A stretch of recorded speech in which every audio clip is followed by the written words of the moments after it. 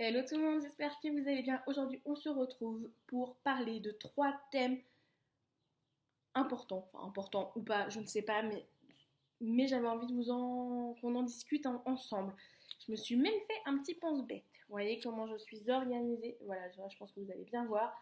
Au-dessus, nous avons déconfinement en chaîne, la vie perso avec deux sous-catégories. Ce sera peut-être pas cet ordre-là, mais ce sera évoqué en tout cas. Excusez-moi, ça arrive. Donc, je vais commencer tout de suite. Donc ça risque d'être un petit peu long, donc on n'hésite pas. On prend son café, son thé, son chocolat, son thé glacé, son soda, son goûter si on a envie, et on commence tout de suite. Première chose dont je voulais vous parler en premier, parce que c'est ce qui me semble le plus important, c'est vous expliquer pourquoi sur ma chaîne YouTube il y a des vidéos qui ont sauté. Alors c'est pas un problème lié à la plateforme, c'est juste un choix perso. Voilà, j'ai voulu me recentrer sur ce que je savais, je pense, mieux faire, c'est-à-dire faire des reprises de chansons. Voilà. Alors bien évidemment, il y a quand même quelques petites vidéos qui sont restées, notamment la présentation de la chaîne. Voilà.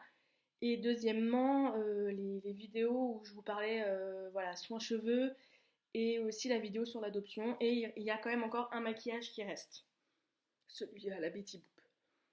Donc voilà.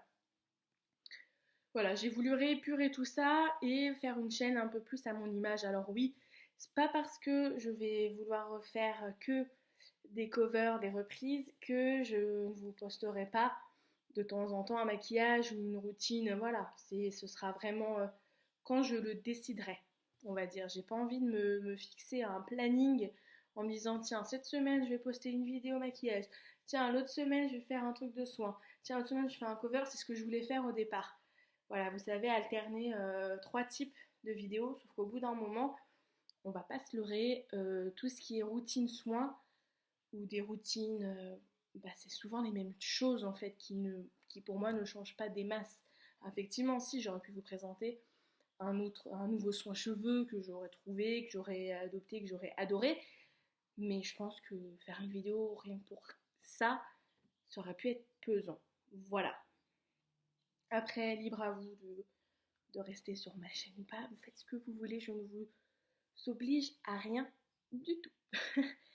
Le deuxième point que je voulais aborder avec vous, c'est ce déconfinement. Mais oui, je voulais savoir comment vous le viviez, parce que j'en ai discuté avec des amis, et elles, eh bien, c'est un peu mitigé, dans le sens où elles sont extrêmement contentes de reprendre le travail, de réavoir, je dirais, un semblant de vie sociale. Voilà, mais à côté de ça, il y a ce climat un petit peu anxiogène parce que c'est une nouvelle façon de se réapproprier cet espace de vie qu'on a tous ensemble. Parce qu'avec les masques, certains ont les gants, certains ont des visières, enfin ça, voilà, et assimiler tous ces gestes barrières, assimiler cette distanciation. Alors, moi, je pourrais pas vous dire pourquoi c'est une distance d'1,50 m, j'ai même vu qu'il y en avait de 2 mètres. Alors, je sais pas ce que ça change grandement, mais après, on le fait, il faut le faire de toute manière. Et après, ce qui est compliqué également, c'est que j'en parlais avec la sœur de monsieur, c'est qu'elle elle a également repris le travail, et c'est vrai qu'elle elle doit elle doit tout repenser différemment parce qu'elle travaille dans un, dans une grande enseigne en fait, où il y a un petit peu tout. Vous savez, il y a un coin papeterie, un coin de luxe, un coin DVD, CD, voilà. Et bah voilà, il y a des choses qu'elle doit réapprendre, notamment le fait de désinfecter les choses, et même tout simplement de réapprendre à parler parce que c'est très très bizarre. Moi j'ai déjà porté le masque une fois, en plus j'avais les lunettes, je vous raconte pas, ça faisait buée. Je pense qu'un jour je vais créer une paire de lunettes avec des essuie-glaces et un anti-bruit et un dégivrant, enfin je sais pas, mais il va falloir trouver quelque chose. Oui, parce que, petit aparté, j'ai gardé mes lunettes pendant tout le confinement parce que je n'ai pas pu aller chercher mes lentilles avant, clairement. Et normalement, si j'ai le courage, demain, j'irai chercher mes lentilles. Voire jeudi, je ne sais pas. Mais il faut que j'aille les rechercher, comme ça je galérerai moins pour le masque. Et oui, donc ce que je disais, fin de l'aparté, ce que je disais, voilà, c'est une autre façon de réapprendre à parler parce que du coup, on a très peu d'oxygène, comme ça en fait on parle comme ça. C'est-à-dire, en fait j'aurais pu vous montrer avec la vidéo avec le masque. Mais c'est vrai que c'est un peu chiant. Enfin voilà, surtout quand elle est habituée à parler toute la journée à des clients, à répondre à leurs demandes, à leurs questionnements. Donc ça doit pas être évident du tout. Donc voilà, leurs points de vue sont un peu mitigés. C'est bien, mais à la fois c'est bizarre. Et alors que moi, pour être tout à fait honnête avec vous et très franche, je le vis pas forcément très bien moi ce déconfinement. Parce que quand j'étais en confinement, tout se passait bien. Voilà, j'ai pas eu de soucis particuliers. Alors effectivement, le manque de voir ma maman, ça m'a pesé. Voir la famille de monsieur, ça m'a aussi pesé, bien évidemment. Mais on avait créé une petite routine qui était sympa. Puis bon, ça m'a permis enfin de me mettre au sport. Voilà. Euh, et en plus, j'y prends du plaisir. Au début, je vous avouerai que la première séance, ça a été un peu. Je me suis dit, oh, ok, je transpire, c'est cool, je fais du sport, mais j'ai pas lâché. Voilà, le but, le but, c'est de ne pas lâcher. Voilà, et il y a plein de choses qu'on peut trouver pour faire du sport chez soi, et c'est assez sympa. Et oui, c'est vrai que j'ai fait plein de choses pendant ce confinement. Et ce déconfinement, moi, me fait un petit peu peur, dans le sens où j'ai pas repris mon activité professionnelle.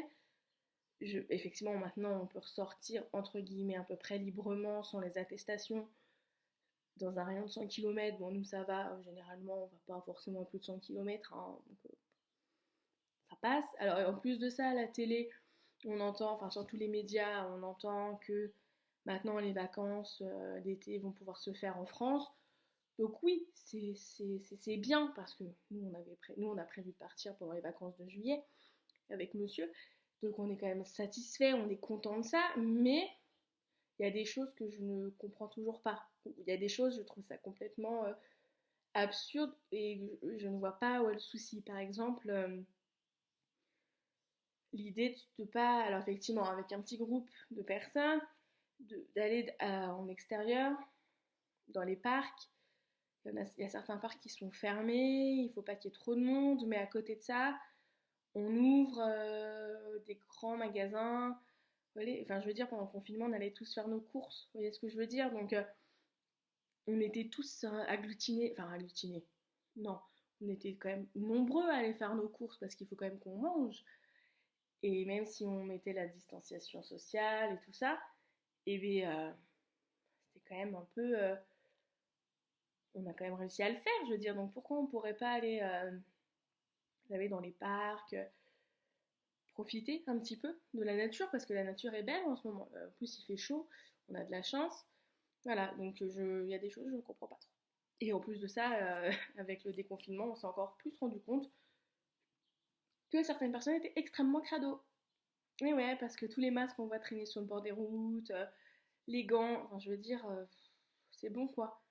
Enfin, je pense on est encore en crise sanitaire, les gars. Donc, s'il vous plaît, respectez les autres, ne jetez pas et surtout, respectez cette nature en fait. On l'a tellement envié cette nature pendant ce confinement, on aurait voulu sortir, ce qui faisait beau.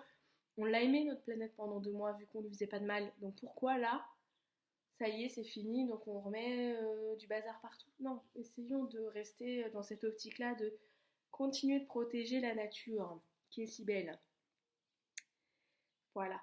Donc voilà, moi c'est le déconfinement, ça me fait un petit peu peur. Dites-moi en commentaire vous ce que vous en pensez du déconfinement. Voilà, comment vous l'avez vécu surtout, parce que c'est ça la question. Comment avez-vous vécu votre déconfinement? Voilà. Troisième thème, troisième point. Ça y est, on avance un peu. D'un côté vaut mieux parce que je sens que cette vidéo va être longue, va être longue. N'hésitez pas à boire entre temps, à vous hydrater, hein. Là, c'est le thème vie perso. Alors, non, non, non, non, non, je vous vois venir.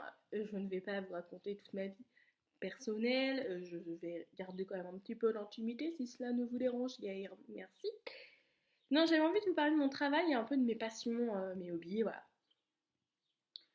Donc, on va commencer par les hobbies et on finira par le travail. Je pense que ce sera quand même. Voilà. Alors, comme vous tous, j'ai des passions. Voilà. Je dirais pas que YouTube est une passion parce que j'ai réussi à gérer ça avant le confinement, à pas faire de chaîne YouTube, enfin ne plus poster des vidéos sur YouTube pendant un long moment. Mais je dirais que ça m'a permis justement pour ce confinement d'avoir une activité, d'avoir un petit truc sympa à faire. Donc voilà. Mais YouTube pour l'instant n'est pas encore une passion. Alors, je vous arrête aussi tout de suite. Enfin, quand je dis que c'est pas une passion, si c'en était pas un minimum, j'aurais pas fait de chaîne YouTube. Clairement pas. Mais je veux dire, je veux pas que YouTube empiète trop sur ma vie privée. Vous voyez ce que je veux dire? Je veux quand même garder ce côté-là un petit peu pour nous et aussi garder ma vie privée pour moi et monsieur. Voilà, c'est pour ça que généralement je fais des vidéos quand monsieur n'est pas là parce que je n'ai pas très très envie que monsieur, même s'il n'est pas comme ça, fasse des reproches. Non, oui, t'as été encore sur YouTube, voilà. Non. Voilà, donc bien la petite distinction. Mais sinon, j'ai des petites choses à peu près que tout le monde a en fait en soi parce que ça nous arrive tous des fois de feuilleter un bouquin, de regarder des films à la télé, sur un DVD en Blu-ray, comme voilà. Donc on a souvent les mêmes petites passions qu'on peut avoir à la portée de main. Après, moi j'en ai vraiment trois. C'est essentiellement bah moi plus quand même la lecture, la littérature, parce que j'ai fait quand même une licence de lettres modernes. Voilà. Donc j'ai un amour particulier pour la littérature, pour tous les écrits, que ce soit BD, romans, revues, voilà. J'aime beaucoup ça. Après, je ne me permettrai pas de vous faire des analyses pointues sur le sujet. D'autres le font bien mieux que moi. Voilà. Mais j'aime bien. C'est vrai que j'aime bien me poser, me caler. Et surtout qu'on ne me dérange pas quand je suis en train de lire. C'est juste ça. Parce que des fois, c'est compliqué. Parce que quand on a son chez-soi avec son ou sa chérie qui des fois vous parle d'un truc de notre vie, hein, par exemple de notre budget, par exemple de comment on pourrait faire pour améliorer ci, ça chez soi. Mais quand vous êtes en train de lire, ça c'est le truc le plus désagréable au monde. Vous savez, c'est quand vous êtes au cinéma, vous allez voir un film et vous y allez avec une personne de votre choix, mais qui elle a déjà vu le film. Donc elle se sent obligée de vous dire, tu vas voir dans la scène d'après, il va se passer un truc de ouf. D'accord, ok. Ou vous savez, des fois, faire des commentaires dès qu'ils voient une image. C'est un petit peu angoissant. Et c'est chiant. Voilà, donc moi j'aime lire en paix, en tranquillité, qu'on ne me dérange pas. Voilà. La deuxième chose que j'aime énormément, qui a pris une place très importante dans ma vie aussi, ça a été la chorale.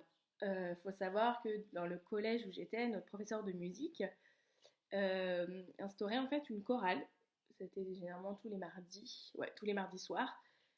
Et au début, moi, j'y étais allée pour me dire, tiens, voilà, je vais faire une activité au collège, au moins, on va essayer de se sociabiliser un peu, de rencontrer des gens qu'on ne voit pas forcément tous les jours, dans le sens où, voilà, on est dans un collège, on a nos potes, et il y a des personnes qu'on voit vite fait, mais avec qui on n'a pas forcément d'affinité au départ, et après, on se rend compte que ces personnes-là sont super cool.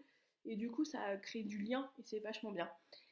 Donc moi, ouais, la chorale, j'ai fait ça pendant très très longtemps. Toutes mes années collège, j'en ai fait. Quand j'étais au lycée, je revenais pour faire la chorale du collège parce que notre enseignant nous avait autorisé avec ma meilleure amie à y participer. Et ce qui était vachement bien, c'était les concerts. Les concerts de chorale, je crois que ça a été les meilleurs moments de ma vie. Ouais, vous savez, c'est pas forcément l'idée de vous dire, tiens, on chante devant les parents, les profs. Alors si, faut pas se leurrer, on adorait faire ça, nous faire les petites commères avec ma meilleure amie. C'est-à-dire, tu crois qu'elle va venir? Tu crois que monsieur Intel va venir? Oh non, j'espère qu'elle va pas venir parce que je l'aime pas. Voilà.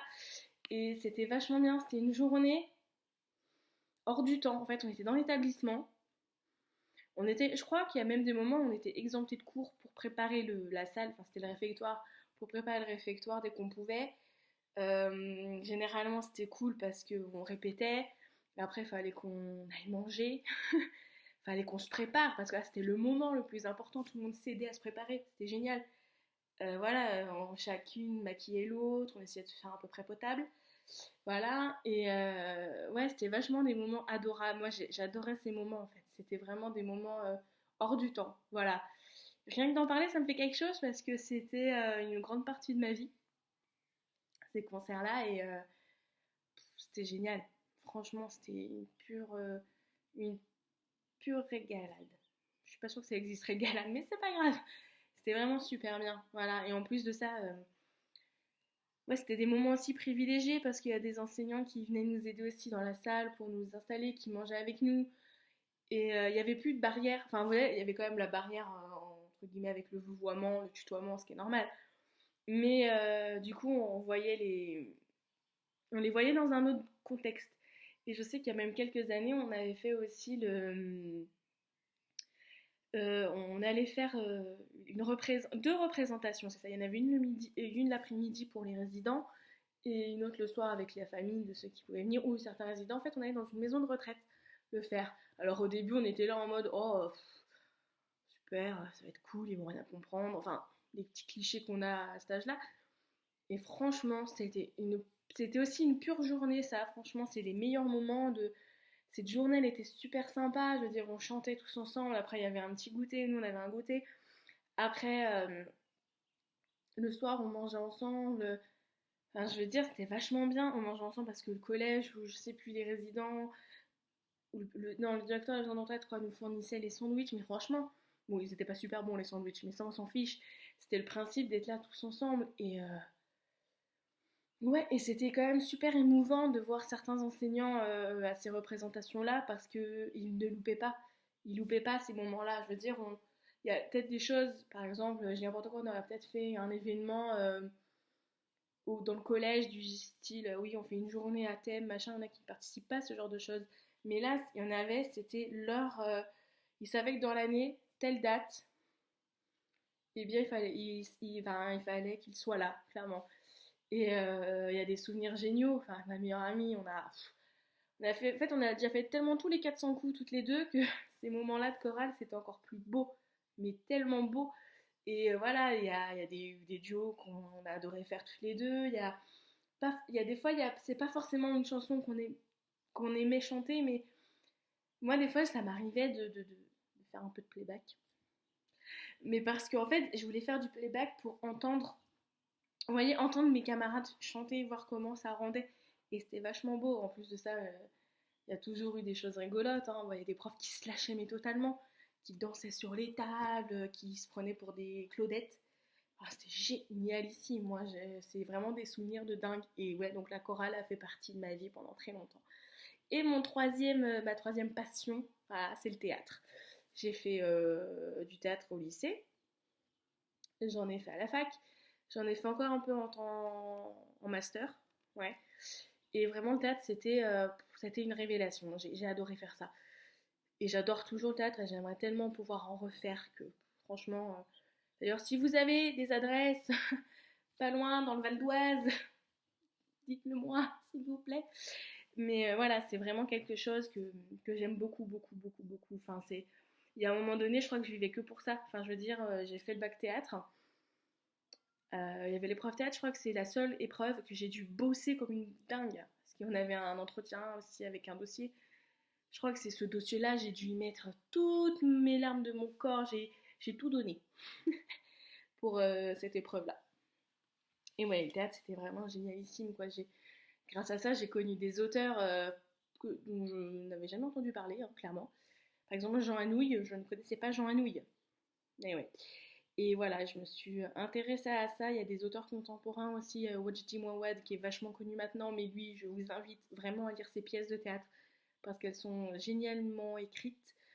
Et en plus de ça, il y a toujours de la réflexion. Voilà, et c'est là où je me suis vraiment passionnée de ça. J'ai acheté tous les bouquins sur le théâtre. Enfin, et grâce au théâtre, j'ai réussi aussi à participer au Festival d'Avignon. Ça, c'était une expérience de dingue qui était génialissime. Voilà. Alors, c'est très fatigant, mais franchement, si vous avez l'occasion, ne serait-ce que d'y aller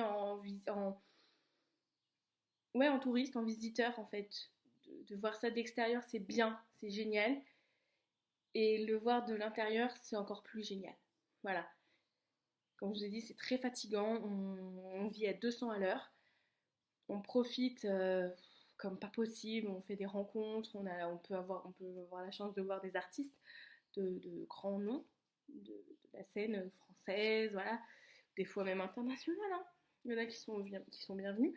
Et franchement, c'était génialissime. Moi, le théâtre, c'est Il y a de magnifiques moments que j'ai passés aussi au théâtre parce que c'est fatigant, parce qu'on répète beaucoup, parce on est stressé. Clairement, le stress, je crois que c'est là où il faut vachement bien le gérer parce que ça peut complètement déstabiliser quelqu'un sur scène, mais on est dans l'optique de se dire, ouais, on est quelqu'un d'autre, c'est pas nous. Alors bien évidemment, des fois, il y a une part de nous qui ressort un petit peu, mais franchement, si vous avez l'occasion de faire du théâtre, faites.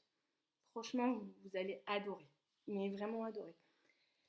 Voilà, ça c'est mes trois passions et clairement je suis très contente de les avoir parce que j'ai vécu de très très très très bons moments. Dernier petit sous-thème, mon travail. Ben oui, parce que je fais du blabla, mais en fait, que je vous explique un peu ce que je fais, quand même. Alors là, bien évidemment, par esprit de confidentialité, je ne vais pas vous dire à quel endroit précis je fais ça, hein. Je ne vais pas vous donner les coordonnées de l'endroit, hein, clairement pas. Mais voilà, je vais vous expliquer en quoi ça consiste. Alors voilà, je suis une assistante d'éducation dans un collège. Alors les assistants d'éducation avant, et même encore maintenant, hein, on les appelle les surveillants. Et encore avant, on vous appelait les pions. Voilà. Alors il y a des moments quand on est un peu énervé de notre journée, on dit effectivement, moi la première, il m'arrive encore de dire, ouais en fait on est vraiment des pions, on nous déplace là où on veut. Bah, des fois c'est ça, quand on est vraiment fatigué, quand on en a marre, eh ben, on le pense. Mais sinon c'est un métier, enfin un métier. Je devrais pas dire que c'est un métier dans le sens où on peut faire ça que pendant 6 ans, voilà, parce que effectivement il n'y a pas de, on peut pas être, je veux dire, comment je pourrais, non c'est pas titularisé ce que je veux dire, mais en gros on peut pas en faire vraiment notre métier jusqu'à la fin de nos jours, hein, clairement non, et je pense qu'on pourrait pas. Voilà, je pense qu'à partir d'un certain âge, il vaut mieux plus essayer d'être assistant d'éducation parce qu'il y aurait un fossé, je pense, qui pourrait se créer entre nous et les élèves. Parce que dans un collège, voilà, on est en pleine période un peu de préadolescence. Voilà.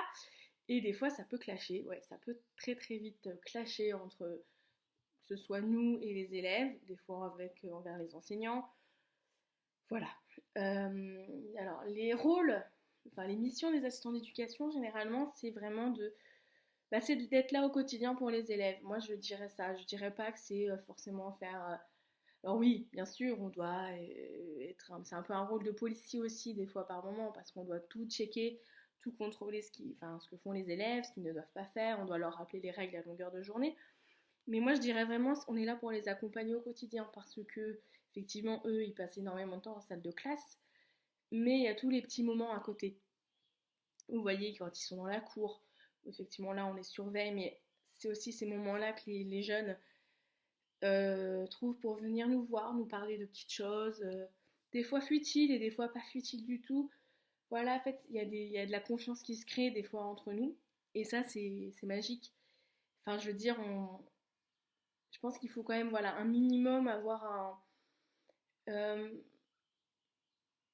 un minimum de l'intérêt pour les autres. Voilà, vous voyez ce que je veux dire, faut pas être dans sa bulle, faut pas être enfermé. Non, au contraire, je pense qu'il faut quand même être très très très très très ouvert d'esprit et de continuer à leur parler en fait, de pas trop les infantiliser aussi parce qu'ils comprennent énormément de choses. Et ouais, c'est des moments magiques. Alors après, effectivement, il y a tout ce qui est aussi dans notre métier, un peu de paperasse à faire aussi, un petit peu d'administratif, voilà, pour un petit peu euh, créer le lien aussi avec les familles. Ça, c'est pas évident non plus parce qu'il faut créer une relation de confiance avec les parents. Voilà, on n'est pas que là non plus pour les appeler quand leurs enfants ne sont pas là, ont séché un coup ou sont sortis. On ne sait pas par quel miracle de l'établissement. Ça arrive, ça arrive, ça arrive. Voilà, on n'est pas que là pour dire ouais, votre enfant ne sait pas faire ça, il a fait ci, oh là, faites attention. Non, on est là aussi pour rassurer beaucoup, beaucoup. Et je sais que pendant ce confinement, voilà, moi j'aurais beaucoup aimé qu'on me sollicite davantage pour rassurer les familles un petit peu de savoir, même si moi je n'avais pas forcément les réponses, mais créer du lien avec eux pendant cette période. Alors voilà, j'ai les CPE qui ont très bien fait ça, parce que c'est leur travail, mais ils l'ont fait vraiment d'une très belle manière, donc il n'y a rien à redire. Voilà, et en fait, assistant d'éducation, c'est ça, on est là au quotidien pour eux. Voilà, comme je vous ai dit, des fois ils se confient à vous, mais on ne sait pas pourquoi. Parce que, en fait, voilà, l'adolescence c'est très compliqué à comprendre. Et je pense que j'étais aussi très compliquée à comprendre, et je pense que je suis toujours encore très compliquée à comprendre pour peut-être mes proches, voilà.